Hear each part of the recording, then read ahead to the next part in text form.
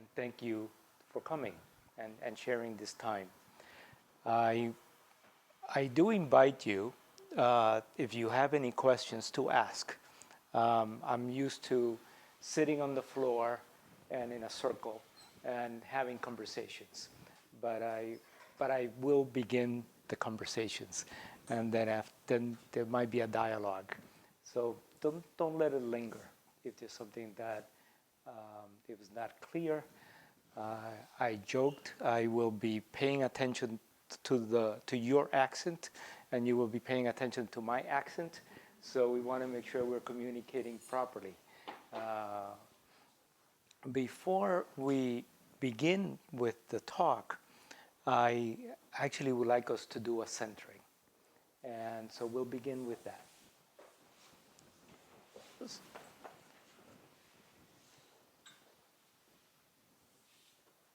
So take a comfortable seat.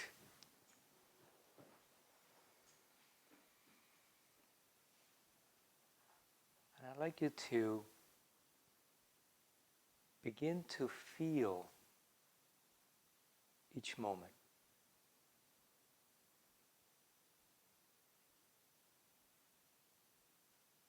Bring your consciousness to your heart center.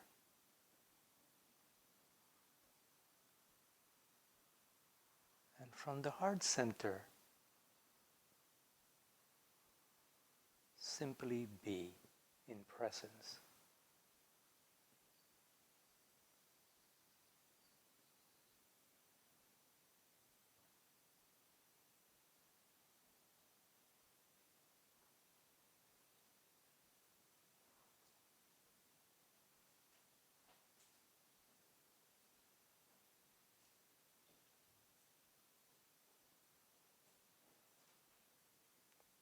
With each breath, simply let go.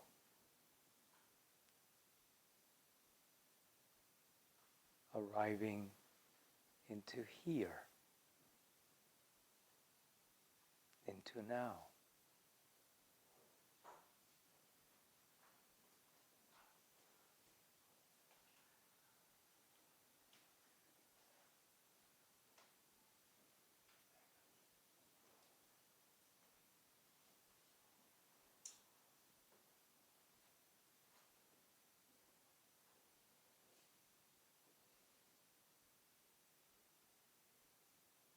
Let the breath take you in.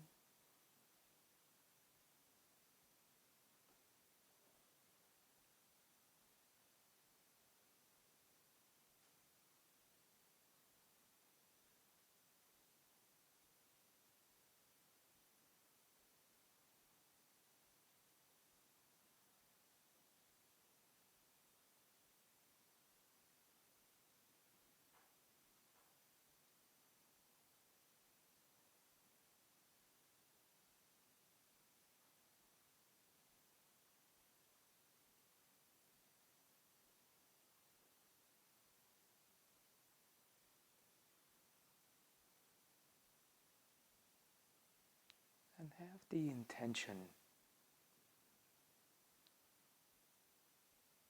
to be able to listen with new ears.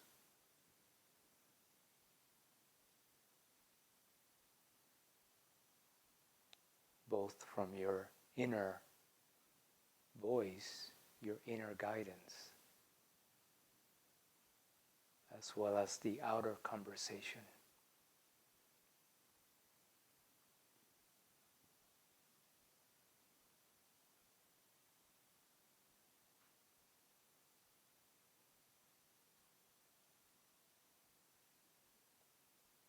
And when you feel ready, let's simply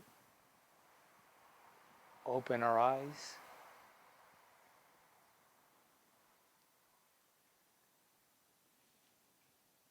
and a soft gaze.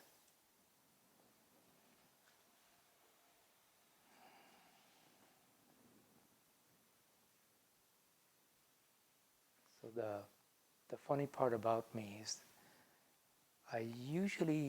I know that I have a lot of things to talk about, but I'm not quite sure which one we're going to focus on. So I read this morning what was said to you, and I said, well, that's a good beginning. So we'll begin to, I think, describe a little bit around my journey, very small, and then move to see why this concept made sense to me. So that I was always spiritual by nature. I grew up in a family that was Christian, strong Christian focus. And so I always felt that I had no doubt that there was a force that sort of kept things going. I remember very young, like most young boys having to go to school, I didn't understand why I was wasting my time learning these things that they wanted to teach me, because I really only wanted to know, how does the universe work? I actually thought that if I got that, I wouldn't need to know anything else. And that was from a very young age. I had that concept. And when I was in that pressure cooker that really created my surrender space, that created my spiritual awakening, I realized that I had known many things about God, but I didn't know Him. And my prayer was, I want to know you. I don't want to know about you. I know enough about you. But I want to have that personal relationship. And I measured those points because I think that created the path that opened for me. Because we're co-creative beings. So that I am now incredibly careful of my thoughts, my emotions, my actions, because that's the way we engage with life. So I think my path was very clearly laid out by those words and by that intention. And so now this concept of the mind overlay.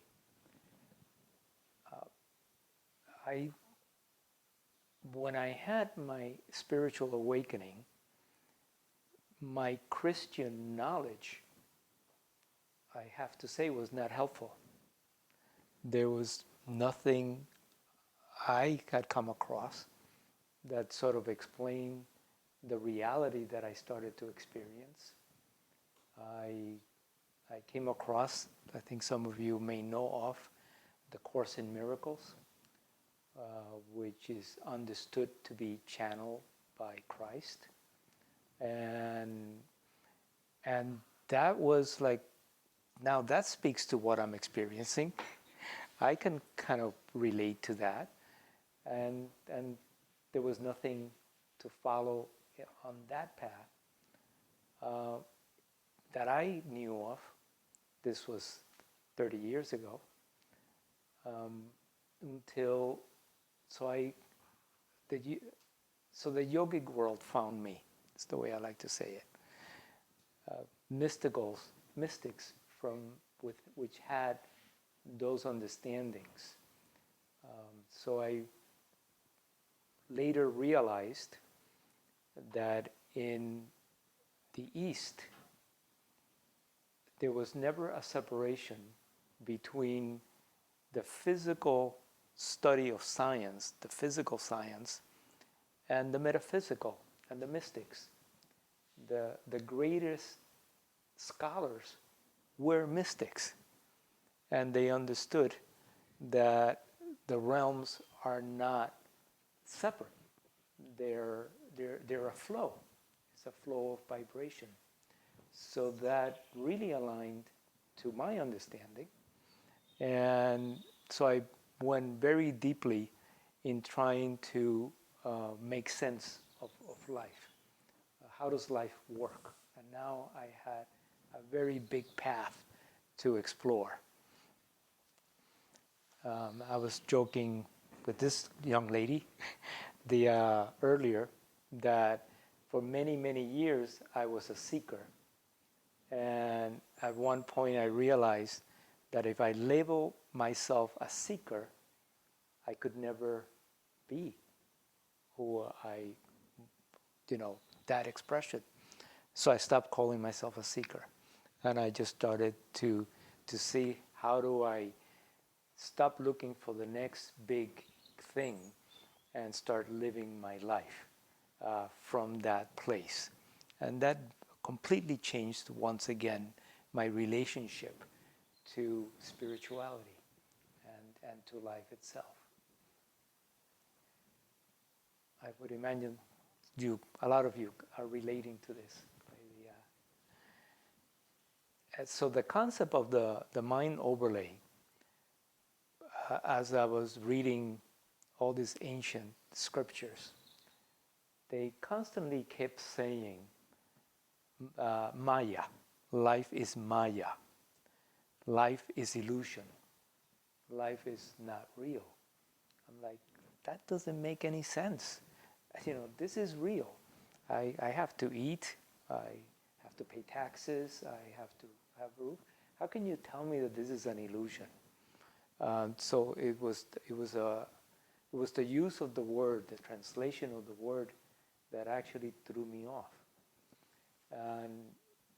And with practice and deeper understanding, I realized that we all live from what we've learned. So we are all living in an overlay over the natural world that has been created by our society. And it is so enmeshed in us that we do not see it. My example is, since you were born, if you were given rose-colored glasses, you would swear the world was rose-colored. You didn't have another perspective. So that is the human conditioning. That is where our challenges lie, and it's also where the opportunity is. And I want to elaborate a little bit with the mind overlay because it's so deep in everything. It's if we're taught, if you're female you behave this way, if you're male you behave that way, if you're this age's version of what beauty is, then we go with that. And every generation has a different take on what beauty is.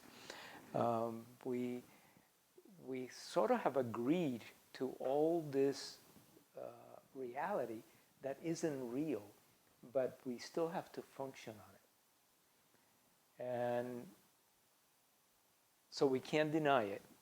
It's not an illusion, but we can become free of it. And the way to become free in many ways, and that's actually where my second book came, because many friends, I would give talks, and when my first book came out, they were like, can you give me a shorthand on how to see the world the way you see it? Give me a shorthand to live that way. And that became work. I actually had to analyze over 30 years of practice what really made sense to me. And briefly, I think we needed to understand that we were living in two realities. The reality of nature, the reality, the rhythm, the balance, the intelligence that every other living being on the planet follows, except for us. And the second level is how can one become aware of that? How do we come out of the trapping of our programming? And it was through developing the witness, developing the observer, recognizing your true essence, and then seeing that's who you actually are, the I am. And everything else is something that I am temporarily inhabiting. It's clothes that I'm wearing. And in order to deepen into that, it is the meditative practice. Now, I'll backtrack a little. When I had my awakening, nobody told me. I wasn't on a path of awakening. I didn't practice yoga and do fast and do all of that. I wasn't partaking in any of that. It just happened. So it has always put me in an interesting place when I'm as a student. But my first yoga class, the teachers kept saying, this is the path of awakening. And I'm like, no, it ain't. This is a lot of work. It feels good, but this has nothing to do with awakening. It's a nice workout. I later appreciated it because it was a way to be balanced. It was a way to become integrated. I teach yoga as a way of becoming embodied, something I need to do on a regular basis in a healthy and balanced way. But it wasn't it. Meditation in and of itself will just leave you disoriented.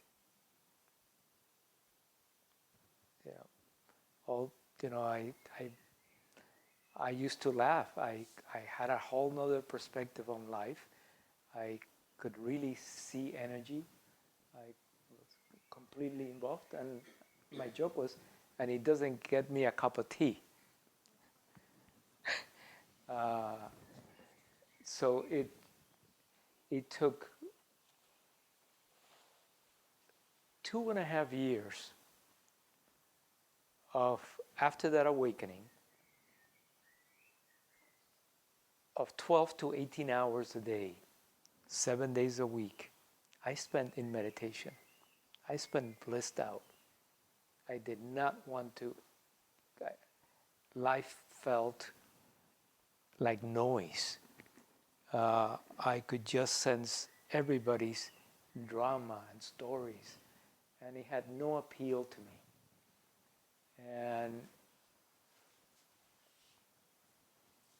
And one day, I entered a state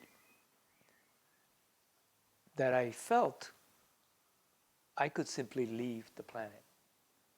I was in that oneness with and with all my cords tight, with all my attachments having been released. And at that moment, I had a second glimpse and an observation, and it was, that would be just going home. And I think I'm supposed to be here. If I go home, I'm just going to come back anyway. So I always laugh when I think about this, because in that state, I started to negotiate with the divine, which was like, okay, I'm willing to stay, but I am not going back to my old life. That was basically what I did. I'll stay, but it has to be completely different. I don't want fear. I don't want anxiety. I don't want to struggle. If we agree, I'll stay. And a lot of folks, I don't always say this. I was married at the time, And I went to bed, as was typical at that time, around 2 in the morning. And my wife later told me that she was actually frightened when I lay down next to her because she didn't recognize me. And she felt energetically strange that who was I? And she was actually very fearful of what was happening with me because it truly was a rebirth, a whole nother opening occurred. Um, and it was amazing that she could feel that, honestly. And I only say that because it probably took another 10 years for me to find my grounding. And I continue to explore that, how to navigate all of who we are. So that, when I do teach I have students that study with me over a long period of time. And what I share is that I like to think that I'm offering the manual we never received when we were born. Welcome to Earth. This is who you are. You're spirit. You're having a human experience. There are all these things that you have to learn to manage, to be functional here. And we break it down that way so that we can really get a sense of how to function, because I don't want to function in the man-made world. I just want to be able to be functional in it, but not function from it, if that makes sense. And really live life in the harmony that the divine provides for us. And it's cultivating an extremely deep trust in order to be at ease in this insane world we live in. And that's really what it boils down to. And any thoughts? I should say, any pertinent thoughts? So that's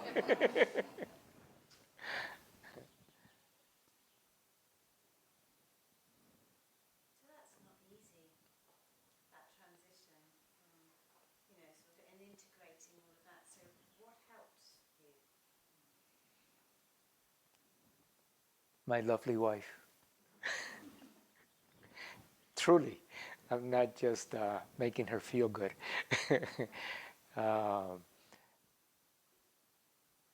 So there's a kind of an old joke in the yogic traditions. If you're happy with your life, if you like how things are going, don't come. I like to think of it as it's a little bit like also the movie, what's the Matrix. Once you take the pill, there's no going back. So I like to explain it that way. There is a real rebirth. The caterpillar has to die in order to become a butterfly. And you enter a whole nother reality. And so it was not easy, but the universe miraculously, if I look back at every turn, I had the next right best step for what I needed to continue through the transition until this moment. And I did spend a lot of time happy to not be seen.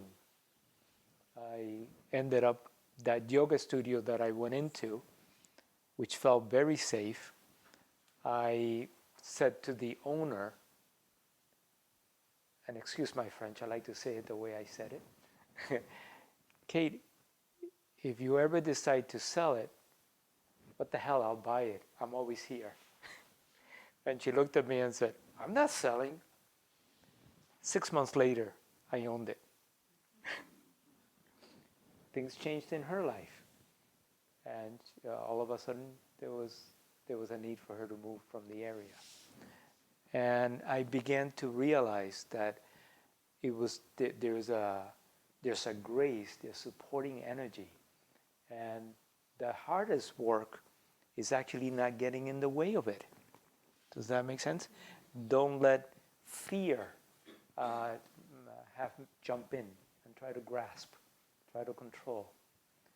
How do you live without fear?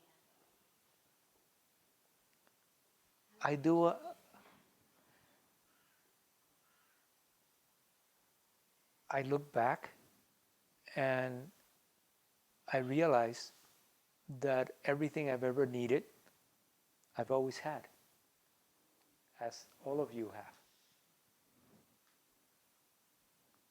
And I do enter daily, multiple times a day, into that connection with Source. And now, thank you for that question, because it leads me to the next step that I wanted to talk about. Unless anybody has a question, I think I'll remember. We're moving towards Source. Would you describe your enlightenment as energy soul? Another excellent question. Because it isn't anything. I don't go around seeing burning bushes everywhere. My enlightenment is actually the deep peace, the deep stillness, the ability to see clearly others as well as myself.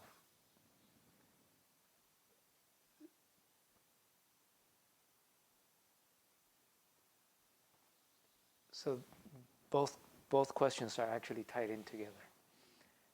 We're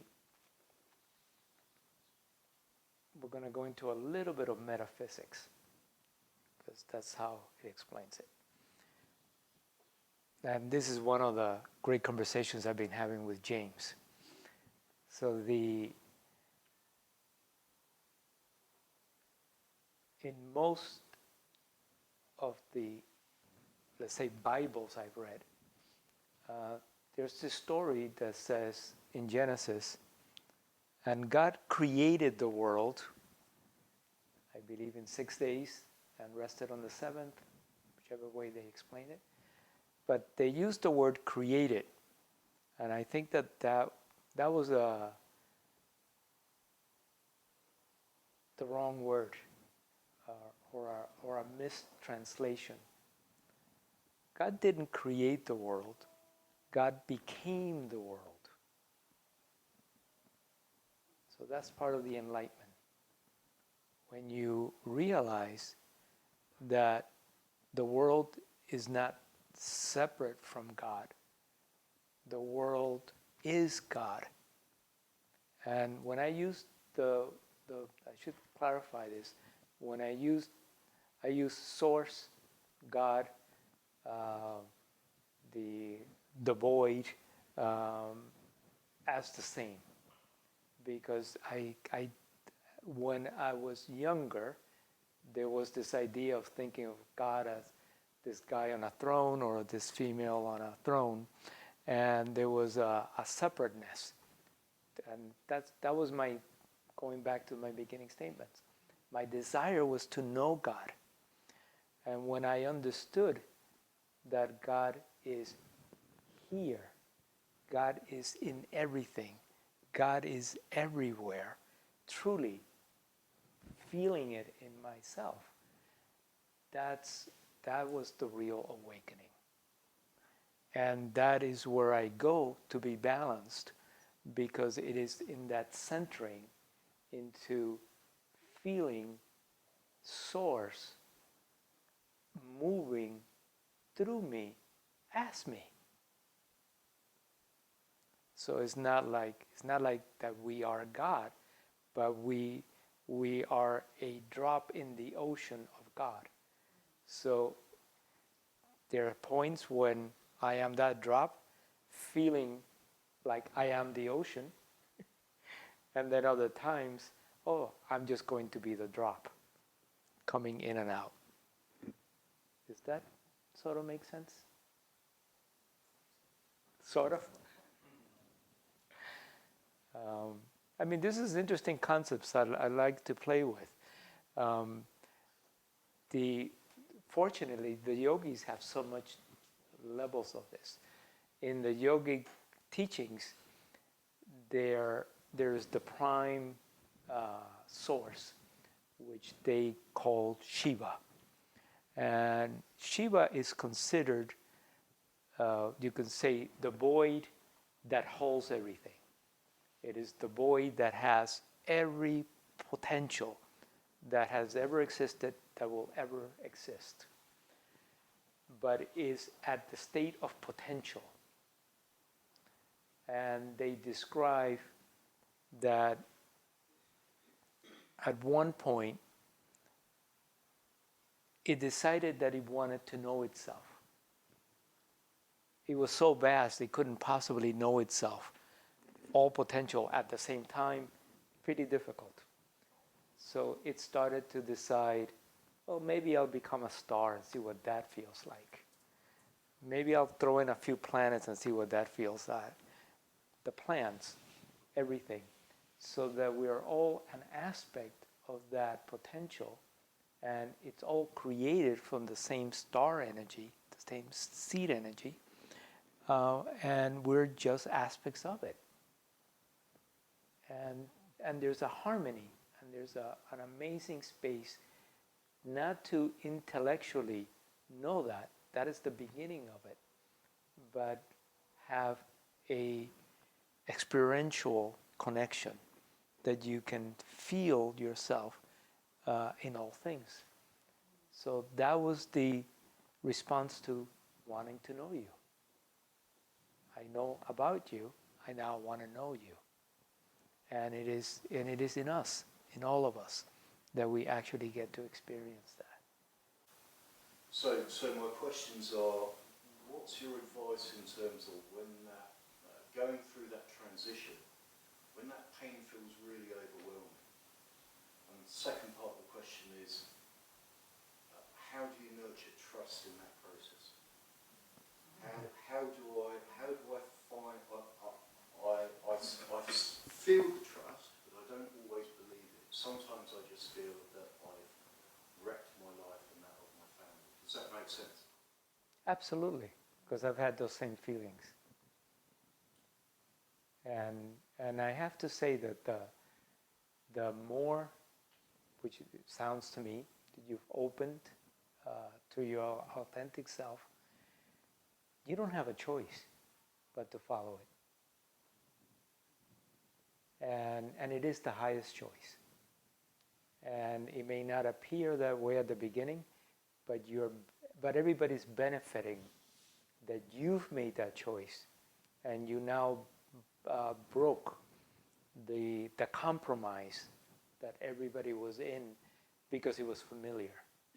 So by one gaining our own freedom, we free those around us. And then it's be up to them what they do with that. And it was not easy, so I relate to that. Yeah. Of course. Do you believe in mantras? Do you have a mantra? And that's a big question. What's the question? Yeah, I'm sorry. Do you believe in mantras? And do I have a mantra? I actually studied with a master of mantras, and for a little while. I should say it that way, because again, you guys I love your questions. I believe in affirmations. And I believe we should all create our own mantras. There's a difference between the truth and then the stories around truth that people believe, right? That's what happens with all the masters.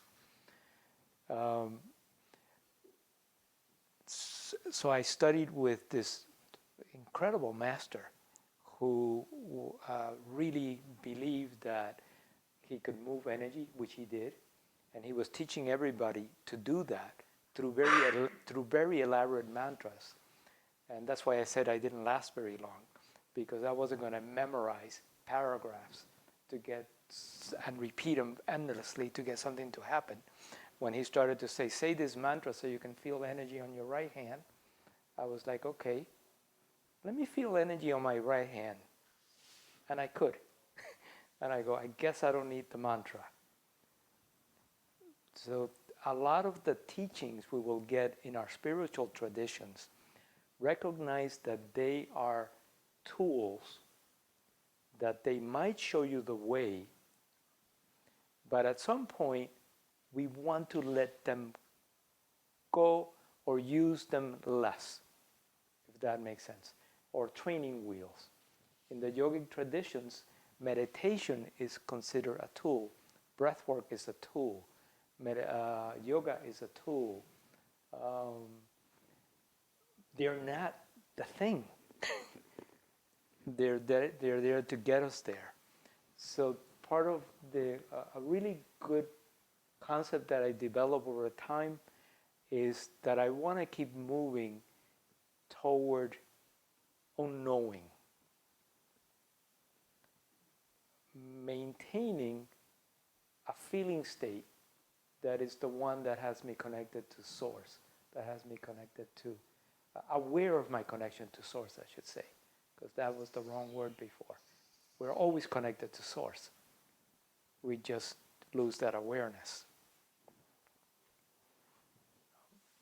So the mantras, I have a whole ritual, which is kind of like Pavlov's dog, custom made for me, which begins with gratitude, all the way to really opening to my unlimited self, and then connecting. This is my path, and then connecting to the Council of Light, and that's when I truly feel in the highest state of oneness for me, and it's custom made. So going back to your statement at the beginning, our society, our mind overlay, does not make originals. Okay? It's not made to make originals. It's made to have us conform. It's made to move us like sheep. Right? Think of society. You know, the spiritual path is for you to connect to that you came here to do, let alone that you came here to be. Through the doing, we become. It is not about the doing, it is about the being. The work we're here to do is to become that masterpiece. We are the canvas and the artist at the same time. That makes sense? So that's something to consider. Going back to this connection to source and God becoming. So again, one of the things with language is we have to be careful. It is impossible to not be always connected with source. If not, you would simply not be alive. And even when your body stops being connected to source, when it becomes a corpse, the part that is actually you remains. So we simply have just forgotten. And again, there's a difference between intellectualizing this, which is important. I always say we have to have a box to function from, and then we need to explore that box And maybe at some point the box needs to get bigger. And then we explore that. Always within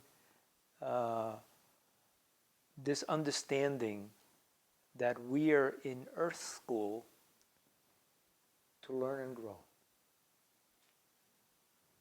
To learn. And grow. So that if we are going to have a North Star, it's much nicer to have the North Star of I'm here to learn and grow, which puts us into the flow of life. I'm not here to cling. I'm not here to have many things that weigh us down. We're here to welcome each day, welcome each experience. And where there is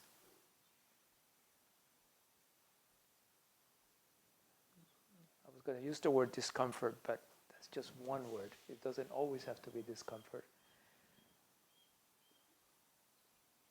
In that part of your life, I'll take it back one more step. If we look at our lives, at least I like to think in my life, about 90% of it works really well, right? And there's always that 5-10% that challenges us. You know, it's like that lesson that keeps coming back. That's where you have to move to. Go into it. Jump into that puddle.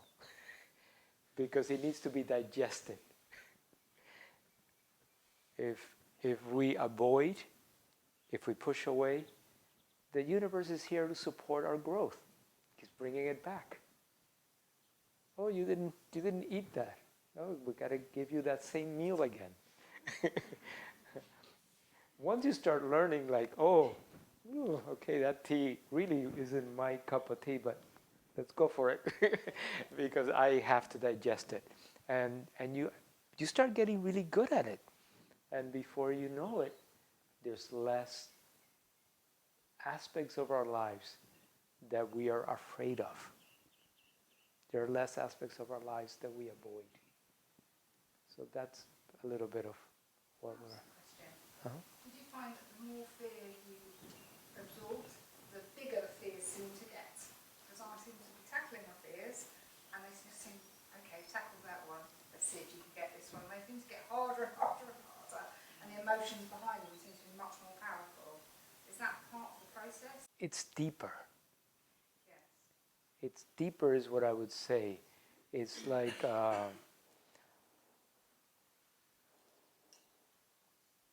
I mean, I've been working on intently for the last couple of years on the most subtle aspects of my inner child, to put it in common language.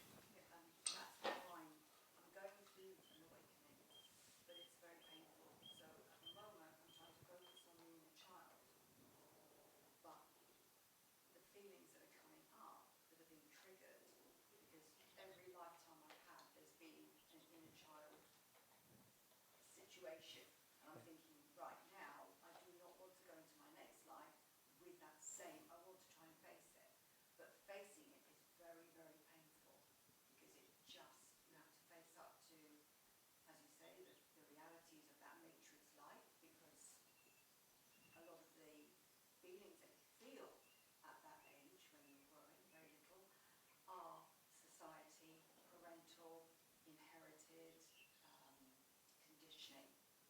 So it's fighting against that and questioning it, and that in itself causes a lot of, sort of asking questions about your upbringing and asking questions about your family and their expectations. It's very, very painful going into the inner child. I think that it's one of the most painful things anyone can do, but it's necessary in order to move forward. It's necessary, and having the structure to look at it, because I have to say, I am not finding it painful. I am in some way ecstatic that I'm actually that I'm digging at that level.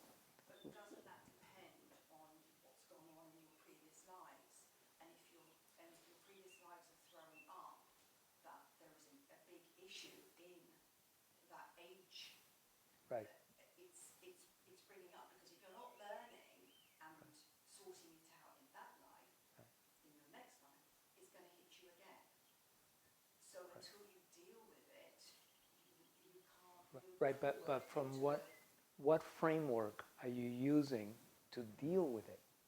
That was at the my moment, meditation, inner child work, a lot of inner child work, cutting cords, things like that to do with previous lives, cord cutting, etc. So that's where I'm coming from in relation to fighting that trauma that's going on at the moment, all those feelings.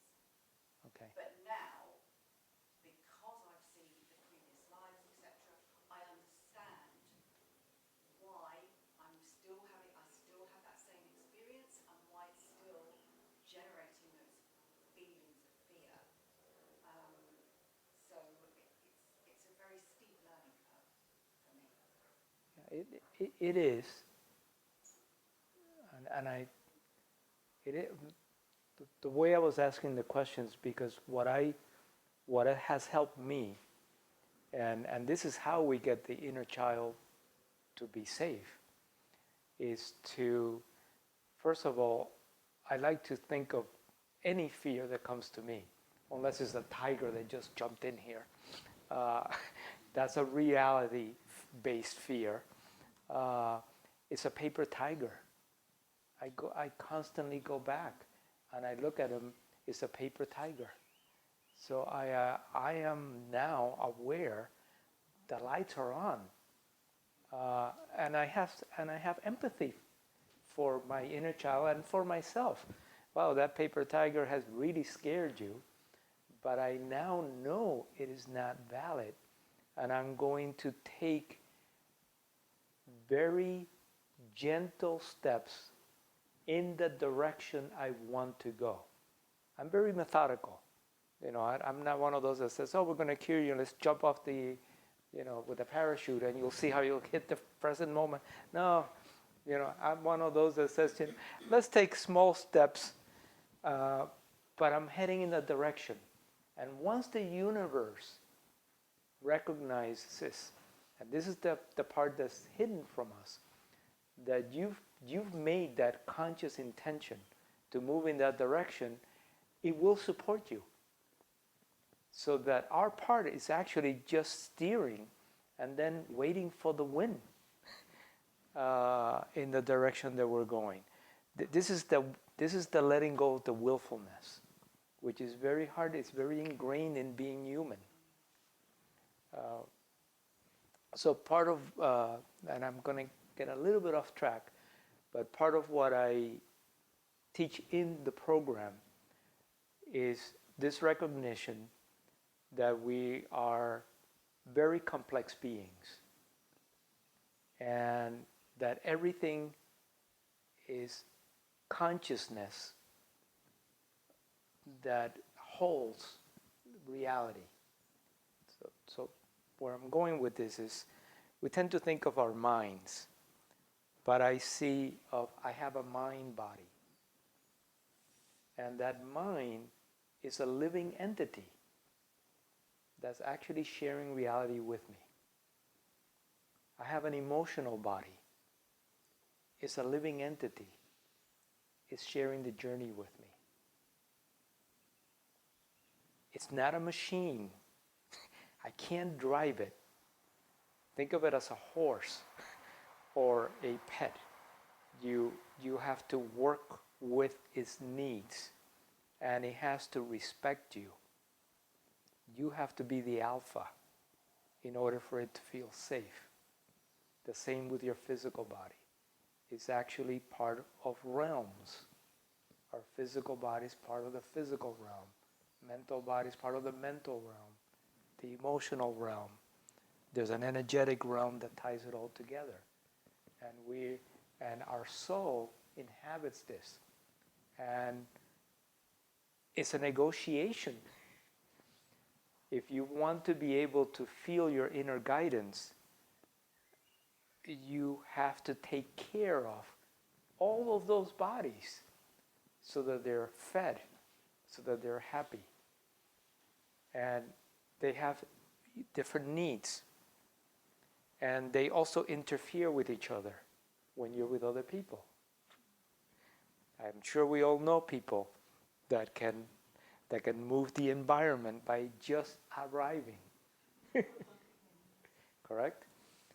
So there are practices to actually look at ourselves from that level, balance ourselves at that level, and then have the inner space to move into those clearings where we're looking good. Sometimes it's hard to express things with languaging because we all have a different definition.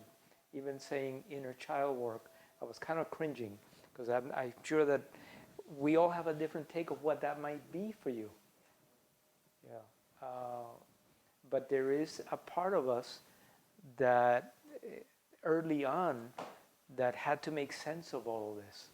And it's the imprints that actually block the light from flowing so that we would have those blind spots and help shape us into the lessons that we're here to learn. Having a greater understanding takes us to this whole place of having love and compassion for all of us. Boy, we're warriors here. You know, this is tough earth school. We're all doing the best we can, all of us, even the ones that did things that hurt us. They didn't mean to hurt us. They were dealing with their lack of light, their challenges, and we're an oversight. Like I keep saying this because I always tell the students that I work with, we're going to spend a lot of time to create a box that helps us understand, and then we have to go and say, how do I live from that knowledge? How would I respond knowing this now? Because I don't want to be reacting to my life. I actually want to be listening to my life, listening to what those around me are trying to say, right? And that's how we create harmony. And again, we have to do it individually because society as a whole doesn't do that and is not even supporting this at all.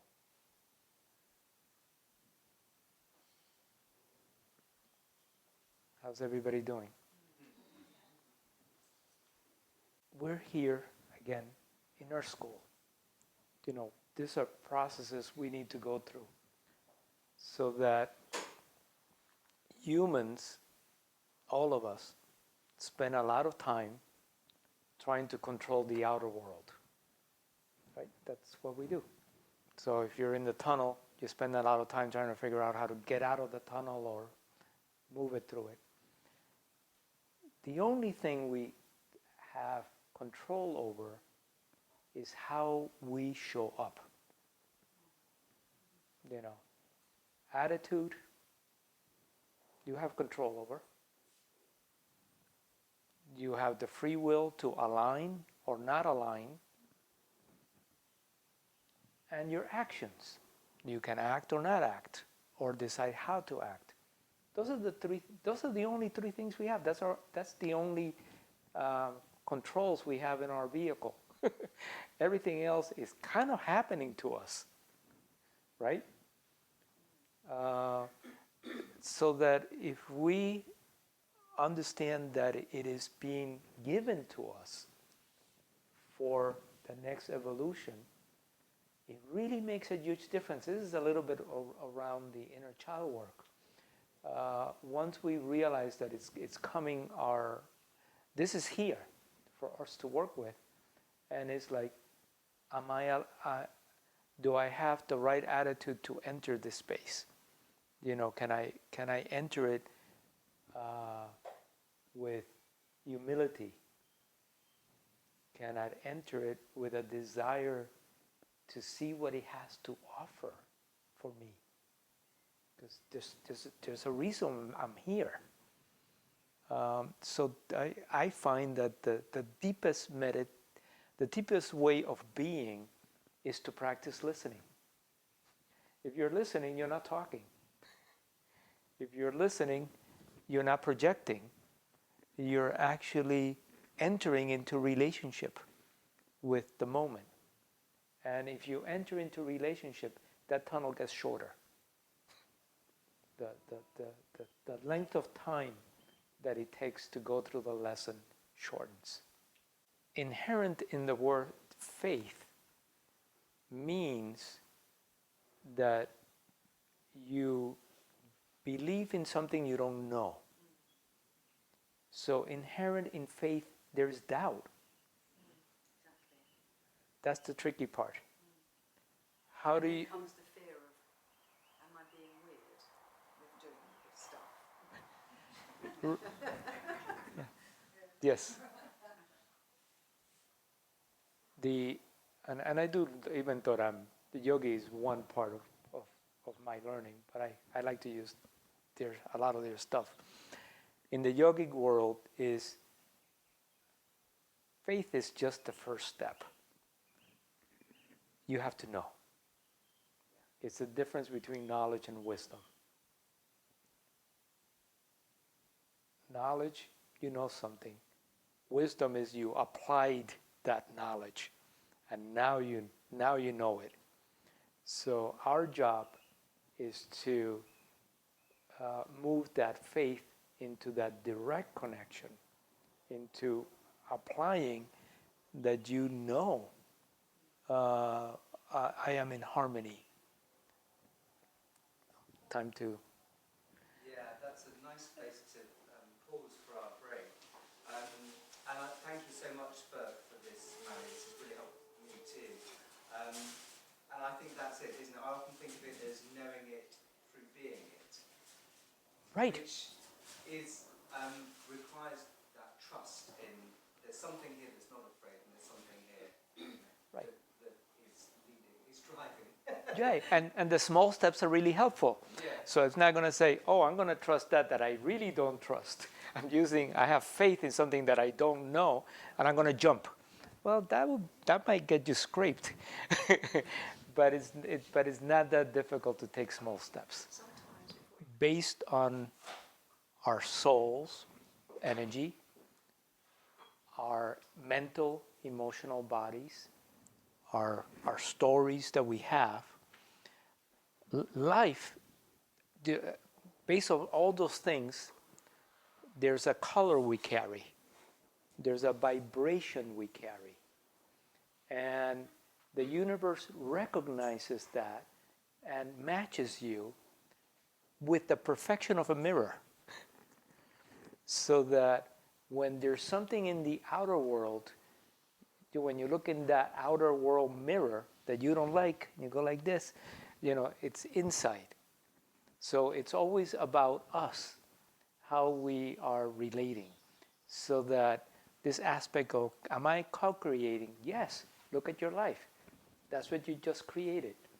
And if there's something you don't like about it, or something you would like slightly different, something we're done with, with that lesson, how do I get to change inside so that next step belongs to me? And I'll clarify that. If you want love in your life and you don't have it, you can't expect it from someone else. You actually have to know what love is, carry love in you, and love will find you wherever you go. And that's the same for everything. I just used that as a simple example. Does that make sense? Because I think, again, all the time we're looking to control. Source is the source of all things. Source is the source of all things. How we receive everything we have is simply the conduit to match us. So that many times we are afraid of, my abundance comes from this job. No, you have that job because you have abundance. And if you're done with that job, you'll have abundance. You'll find the next one. It's learning to trust that what we have, whatever is in our lives is because we own it from within. It's again an interesting way to perceive things. And because we get attached to the outlet instead of recognizing that the outlet is just that, it's the place where we're plugging in, but it's not the generator of what we need. Okay, great.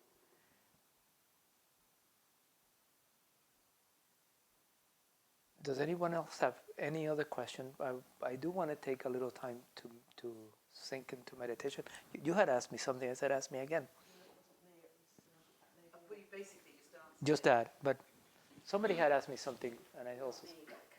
You can ask me now.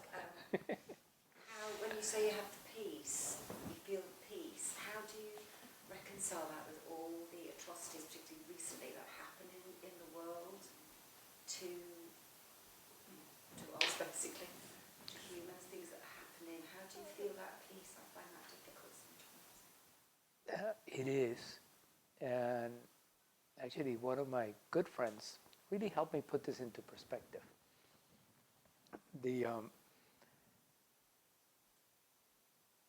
One is the recognition that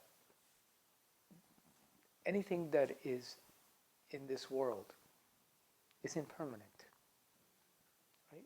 So let's not get attached to anything here. It is here for experience. You know, the only thing that's true remains true, and that's the part of our consciousness that is truly connected at a deep level to source. That always remains.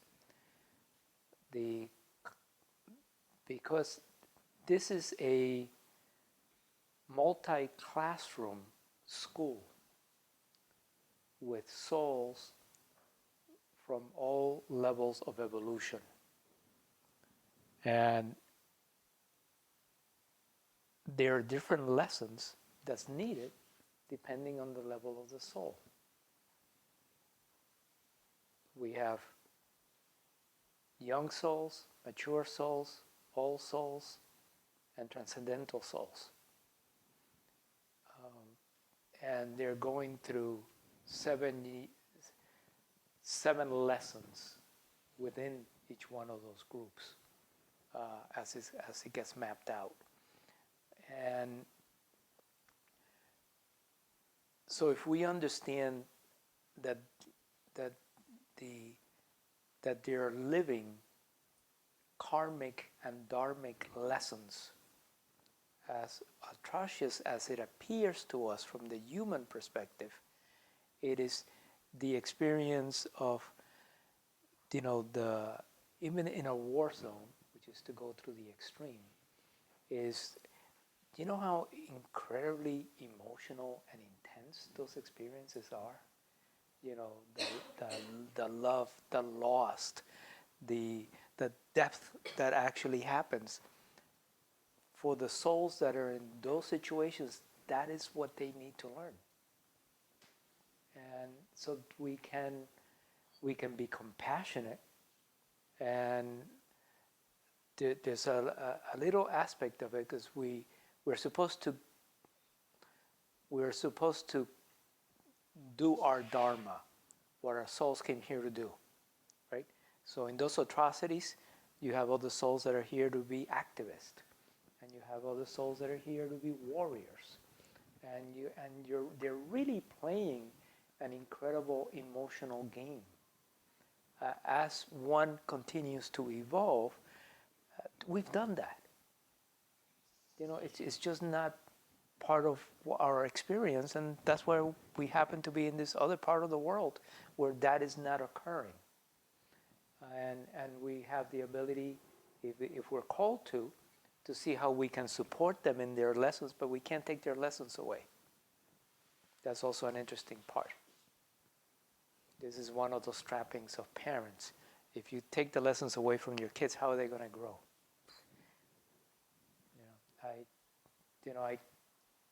I have 3 boys, and all of them have gotten this spiel from me. It's your life. It's your choices. I'd like you to consider me as a trusted consultant. Anything you got going on, you want somebody to talk about it, I'm here for you, and I'm going to give you my perspective. And I don't expect you to follow it. I want you to see what resonates true for you, and I'm available. That's it. This is kind of what we need to do for each other. If I take responsibility for their happiness, that's a violation of karmic law. It's interesting to function from this level of awareness. We're not responsible for no one else's, and I'll clarify this because I know it's going to be misunderstood. When you have children, you've entered into a karmic contract, actually a dharmic contract. If I bring you into the world, I'm responsible to clothe you, feed you, and keep you safe. And, at all levels in the safety. I don't have a contract to put you through college. That's an option. Or send you to the best boarding school. Any of that. Do you see how society gets bundled? We have the responsibility to be good people and to be there for each other. And allow the others to be individuals and figure out their way. So I don't know if I answered that, but I still find it difficult why people Yes. would want to have so much suffering, what they're learning from, they don't. really gory details, but some of the things that happen. Yeah, they don't want to have the suffering. The soul wants them to have the understanding of what's happened. So usually it's a dance that happens. Simple example. You have an abusive marriage. Usually that dance happens twice. You're abused, you're the abuser. You're abused, you're the abuser. And then now you get the lesson from both sides. And then in the future you will know that that's just not the right thing to do. But when you're younger, for example, a mature soul, if I have this correct, is learning how to get what they. You can actually bring it to kind of elementary school concepts of how they think, middle school, sort of high school and college. At first you're trying to figure out your way around your body, just yourself. How is this really functioning? At another level, you're trying to see, think of the young kids. If I want that toy, I just take it, right? I'm not aware. You actually don't have the awareness that you're hurting somebody by taking something. And we work with the kids. So they basically, you have to share. You can't just take. Right? We have takers in power. Somebody's just basically trying to take half a country. That's at the level that he's sort of functioning. He's really at his level of awareness, he's not feeling the pain he does. I was talking about Putin. He's not recognizing the destruction he's causing. Even, he's actually stuck in making Russia great again. So he feels at his level of awareness that the ends justify the means. I think everyone in this room doesn't agree with that. We have a different perspective. There's, the means of the means of the means. That's what matters. And you actually live with the ends, wherever that gets you, right? Because we're going to do the right thing. So that's the way I get it. And as we evolve, we simply just we become the adults in the room. And that's kind of what's tricky. And just the same with children. Don't expect a 2-year-old to intellectually understand something that they can't. Right?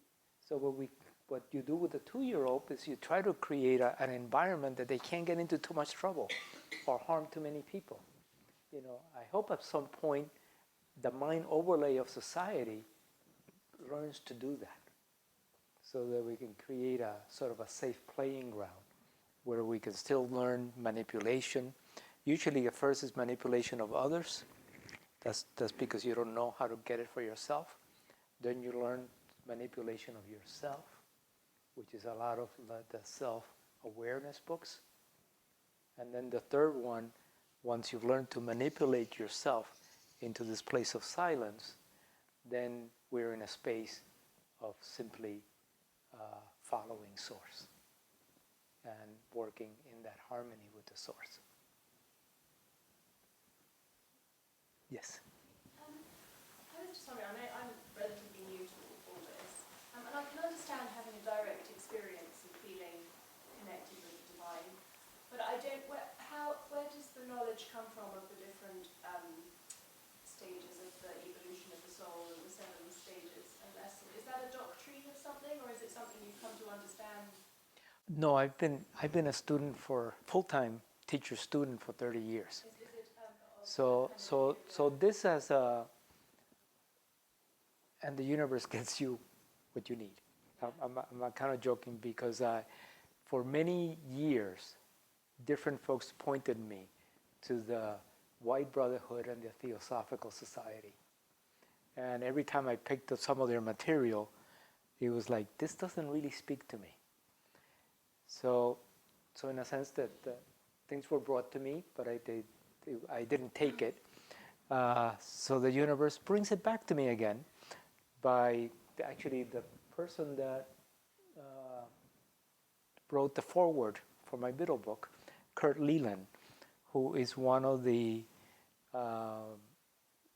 international teachers for the Theosophical Society. I usually have Elise next to me so she can fill in the words that I'm missing, the Theosophical Society. And he's kind of like a bit of a living Edgar Casey. I study with him regularly, and he's always channeling.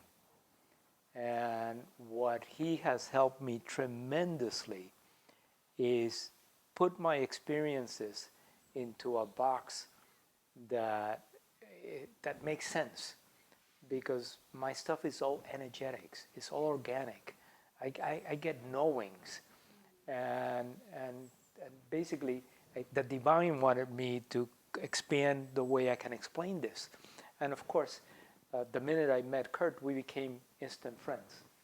And after that, I use a lot of his, which I don't think that way, but I use a lot of his structure because it helps put things together. For me, I'm almost just more reading energy, and that's hard to share. So I agree. So when I had my awakening, I didn't know how to make sense of it because of that. And I didn't have enough trust to really just trust. Because when you receive your inner guidance, it's basically pointing you in the direction that your rational mind doesn't want to go. Right? They work two different systems. Your inner guidance is your North Star. It will point to a direction that there is no path. Have you ever been hiking? So yeah, I'm supposed to go there, but where's the path? So this is where we start reversing. We use our intellect to support the inner knowing, because then we have to figure out the path. then we have to be open to seeing it, acknowledge it, and working with it. So that's where that came from, the specific. And sometimes I even start saying that, and I, even though I know it's fairly solid, the mind is so amazing that we can only experience that which we believe to be true. Think about that. We can only see that which we believe exists. So there's always this, as we were mentioning before, there's this aspect of I'll know enough to be able to bring that into my mind, and then I want to drop into unknowing so I can actually expand into another potential. I have to be open. If I want to go somewhere new, it actually means it has to be somewhere I haven't been to, by definition. So if we can only perceive what we believe to be true, how do we, it's a very delicate dance of I know this to be true for now, and what's beyond that, and can I train myself to be open to receiving something I don't know? And it is the path of unknowing, and it's something I use in meditation for myself. It's a deep listening and an invitation. Can I experience something I have no idea what I'm asking for? And then can I actually get an understanding after you show me something I don't even know how to put it into context. But again, the world is so amazing that then somebody shows up that can put it into context for you. I say, oh, thank you. That makes sense now. I've only been thinking about that for the last 3 years. Thank you. Based on a question from the person behind Elise, I actually wanted to, sometimes I realize, again, because we have our patterns, it was my time to have sort of that shock awakening. I always laugh. It involved a business deal that didn't work. My joke was, 30 years ago, it only cost me $1 million to become awakened. It was a bargain. I would pay it again. But it doesn't, that was my path. That was my journey. With probably hundreds of people I have now worked with. This is available to all of us. I don't want anybody to say, oh, Manny's special. Oh, that he got his awakening. There are no gurus anymore. We're all doing the work. It's based on the work we do and our willingness to surrender and open. So it's very important not to look at anyone, let alone me, as, oh, that happened to them. Well, something is happening to you. Step into the journey where you are, because it's the perfect space. It's where you need to be. That's where you're here, in that spot. So, thank you. I just wanted to share, if you're interested in staying connected with me, studying with me, my contract with the universe is to say yes. And if it's not meant to be, the no will show up. But the yes comes first. Right? So in other words, I'm open to whatever I'm invited to figure it out. I've been doing this mastery program, partly in Zoom and partly in person. And it's basically going over the concepts we talked about, and then you having homework so that you can bring them into you. And if there's enough folks interested, I could potentially do it on Zoom for a group in the UK, which wouldn't affect my evenings. That's a possibility. I'm also going to be a year from now in the UK. I'm sorry, in Spain, north of Barcelona, doing a 5-day retreat, a complete immersion, if that resonates for you guys. And if it makes sense at all at some other point to try to do, normally Mastery Level 1 is a weekend starting on a Friday night.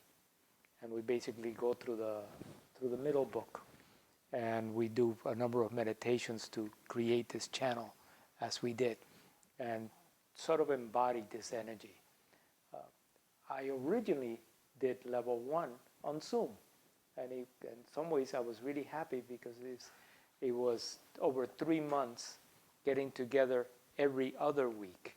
So it was 6 classes over 3 months, and that we can do with the group if it's interested. And easiest way is obviously work through Carolyn if she wants to do that, or send me emails, and we can coordinate. We just need to have the groups have to be size enough that not everyone makes it to all the meetings. They get recorded, but I want a group because we learn more from each other. It's very important to actually see that we're literally at least in the same river, if not the same boat. It's really helpful to have that support. And you guys have a community here already, so you know what that means to be able to be in that. Thank you.